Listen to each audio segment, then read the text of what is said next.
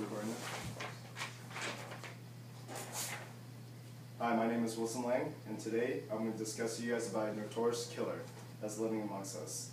This killer has claimed more than 25 million lives already since its first case in 1981, according to the U.S. Department of Health and Human Services.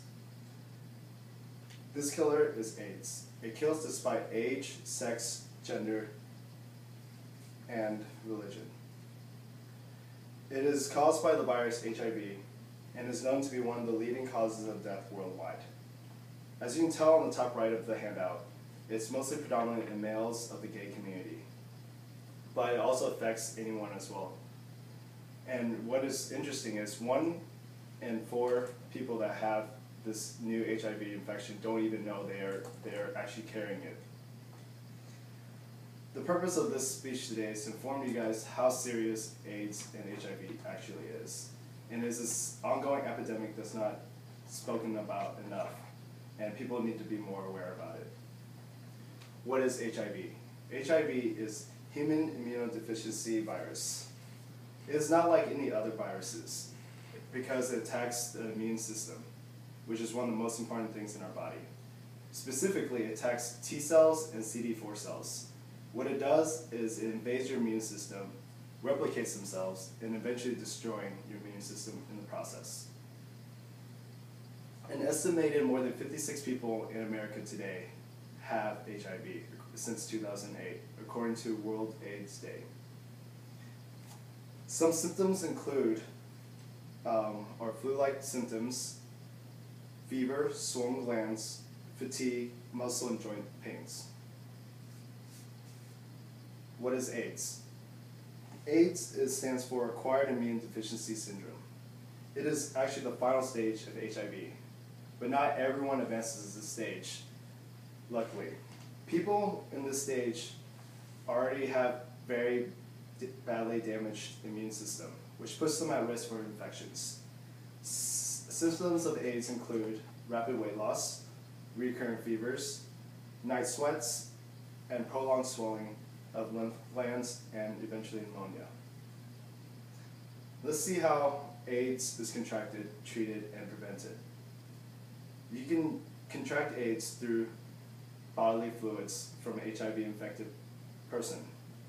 Fluids include blood, semen, rectal fluids, vaginal fluids, and even breast milk, according to Planned Parenthood. About 50,000 new cases occur every year in the U.S. The most common spread of this disease is through sex, and also sharing needles as well. Luckily, there's treatment for HIV and AIDS. One of the many treatments are actually antiviral treatments approved by the FDA. There are actually 31 of them. They help suppress the disease but never eradicate it completely. Luckily, most people who take their medications live prolonged lives and are pretty well off. But the best way of battling AIDS and HIV is actually preventing yourself and practicing safe sex. By practicing safe sex means by using condoms, which reduce the risk of catching it, being monogamous, which means limiting yourself to one sexual partner per lifetime, and getting tested often. By getting tested, you can often know if you are HIV positive or negative right away. So those are the best ways. I hope that the information on HIV and AIDS help you realize the seriousness of these diseases, and that you practice safe sex from now on. And in no time, in the near future with modern medicine, we can eventually eradicate HIV and AIDS. Thank you. And now, is there any questions?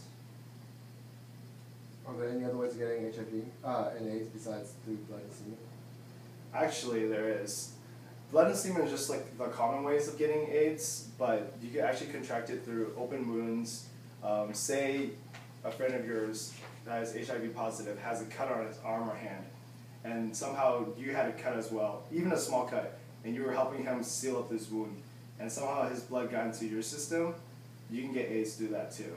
It's just not as common, because most people usually contract it through sexual intercourse. Any other questions? How soon will someone know if they have HIV or AIDS?